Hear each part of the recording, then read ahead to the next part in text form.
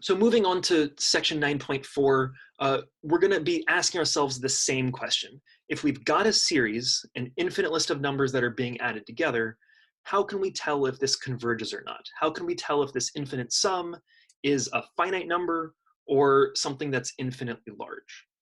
And hopefully you just finished watching the video where we talked about the integral test, which says that if a series is characterized by a function that is strictly decreasing and always positive, then we can say, all right, let's forget about the series and just pretend that it's an integral and determine if that integral from 1 to infinity converges or not. And that's going to tell us how this series works.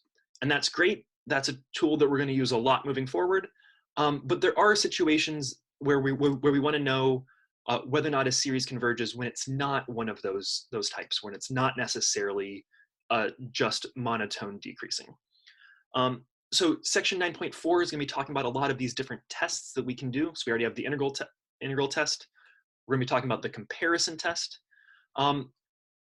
which at its heart is asking, all right, if we have a series that we understand, if we know that it converges or diverges, and we change something about it, does this new series also converge or diverge? Or is there any bit of information we can get based off of what we've changed? So I want to start off by looking at this series, which we've seen before. This is the series characterized by 1 over 2 to the n. And as we've seen, this thing ends up converging. We had this sort of square graphic at one point that illustrates that this ends up equaling 1, which is great. All right, so this series converges. Now the next question is, well, what if we change this a little bit? What if we change, let's say, this 1/4? Let's change this all the way to a 0. Well, basically what we've done is we've subtracted 1/4 from the left. We could just say, all right, well, let's also subtract 1/4 from the right. And we see that this new series is 3/4. So this thing also converges. And so what we did there is that, all right, well, we asked ourselves, how much did the left change? Let's change the right that appropriate amount. This always works as long as what we're changing is we're changing a finite number of terms. So if we, this was a rule that we saw 2 or 3 videos ago. If we change a finite number of terms in a series, that's not going to change whether or not that series converges or diverges. So that's great. That's a useful thing. What happens if instead we change an infinite number of terms?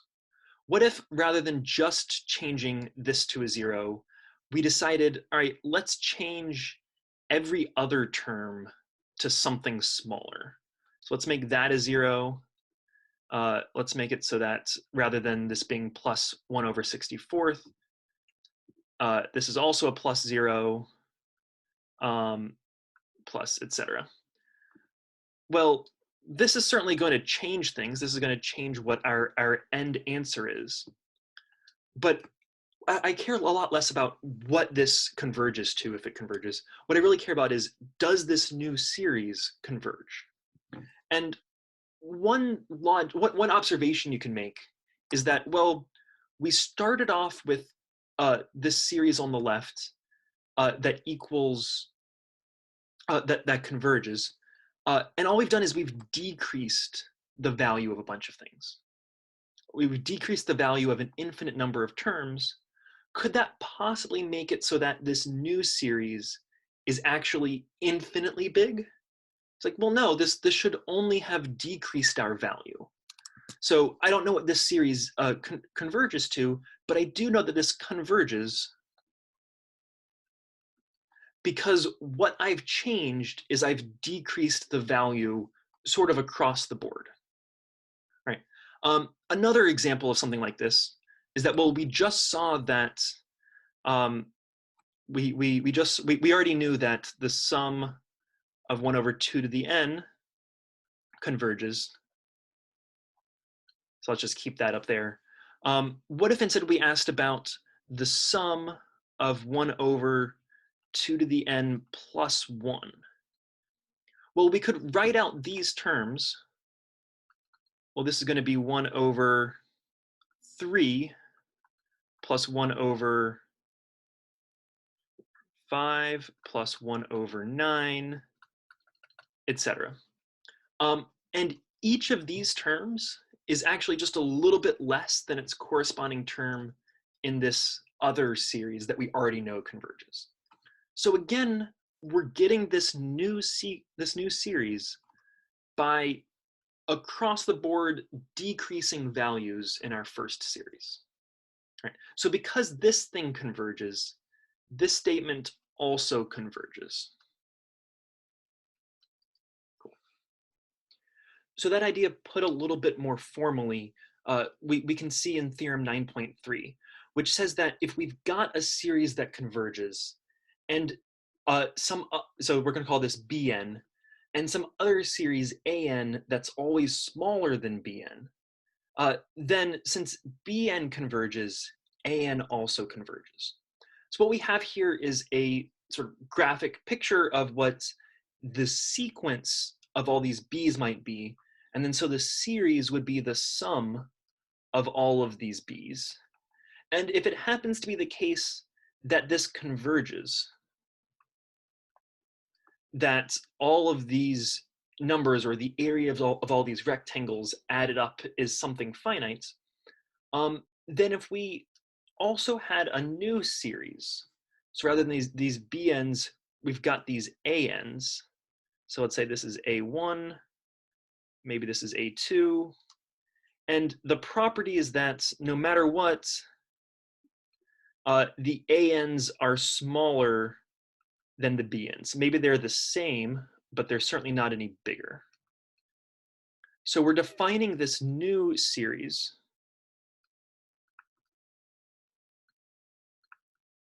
We have this other series that is always smaller than our first series. So since we know that Bn converges, that also means that An converges as well. Cool. So this is theorem 9.3. If you looked at the book, the actual statement of 9.3 says that this works after a certain point. That's to illustrate what I said at the beginning of this video, which was it's also okay if we were to change a few of these values. So maybe rather than setting it up this way, we had another series. Oh my. We had another series that was defined a little bit differently. Maybe this A2 was all the way up here.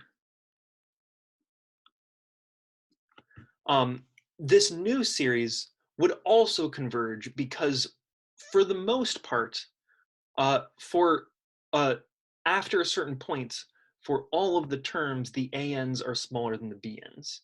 So it's okay to change a finite number of these terms. But the important thing is that the general trend as we go off to infinity is that the An's are smaller than the Bn's.